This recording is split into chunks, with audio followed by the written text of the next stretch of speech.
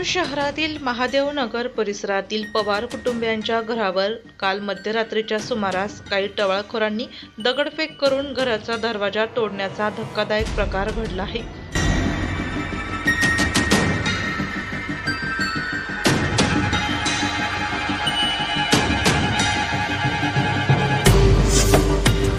टवाळखोरांच्या या दहशतीमुळे परिसरात भीतीचे वातावरण पसरले आहे। पोलीस प्रशासनाने या टवाळखोरांवर कठोर कारवाई करावी अशी मागणी या पीडित कुटुंबियांनी केली आहे। सकाळी 4:45 वाजता किती बोर होते, 4 होते का 6 होते ते माहिती नाही।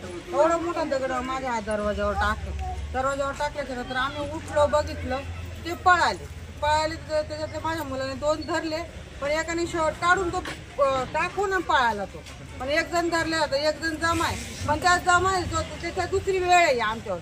दिवाळीच्या टायमाला पण त्याने पेट्रोल आपली बॉम्ब आमच्या दारात टाकला, सुतळी बॉम्ब डायरेक्ट घरामध्ये। तेव्हा पण आम्ही कंप्लेंट केली, तेव्हा पण पोलीस स्टेशनने काही त्याला हे नाही केलं। परत त्याने रात्री अटक केलं आमच्या घरामध्ये येऊन, म्हणजे त्यांची दहशतच आहे, नेहमी येऊन शिव्या गाळ्या करतो तो। गल्लीमध्ये इथं दारू बिरू पितो, शिव्या गाळ्या करतो, रोजच त्याचा त्रास झालेला आहे। त्याच्यावर काहीतरी कारवाई झाली पाहिजे। यांची दहशत मध्ये यांच्या गाड्या कुठं उभ्या राहतात। पोलीस तक्रार दिली का तुम्ही? पोलीस तक्रार केलेली आणि धमकी पण देतो, आणि धमकी काल रात्री उठला धमकी दिली म्हणून मी कुठून आल्यावर मी एकेकाला घरात घुसून मारीन। माझ्या मागं मोठा पाठिंबा आहे, त्याच्या मागं कोण आहे ते काही सांगत नाही। तुमची काय मागणी राहील पोलिसांकडे? पोलिसांकडे त्याला कठोर शिक्षा झाली पाहिजे, का तर आम्ही कामधंद्याला जाणारे माणसे, माझी सून आणि माझी नातच झाली राहते काय, त्याची नेहमी दुपारचा पण येतो शिवीगाळ देऊन जातो, पण आम्ही म्हणतो पिलेला नेहमीच त्याचं नाटक झालेलं आहे। आणि त्याचे नातेवाईक राहतात, आपण बोलायला गेलं का त्याचे नातेवाईक मला मारायला धावून येतात। दिवाळीच्या टायमाला त्याची आजी, त्याची आत्या, दोन्ही आत्या, एक चुलत पण मला मारायला आलं होतं। ती पण आणि लय दहशत आहे, तेव्हा तो पसारा बघा, ते हालायला जागा नाही का, गाडी सुद्धा येत नाही, कारण दुसऱ्याला गाड्या सुद्धा लावून देत नाही ते लोक। काय प्रकार झाला?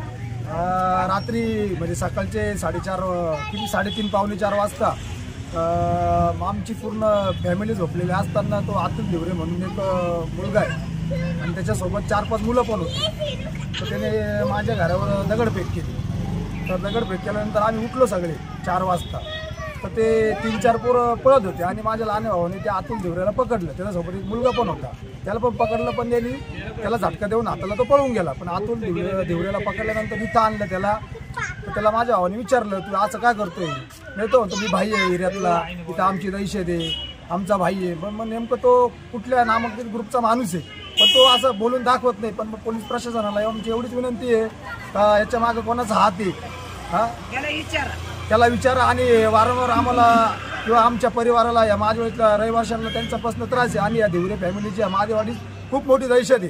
पण मागच्या वेळेस पण दिवाळीच्या महालक्ष्मी पूजनच्या दिवशी पण हेच झालेलं होतं, पण पोलीस प्रशासनाने याची काही पुढे दखल घेतली नाही।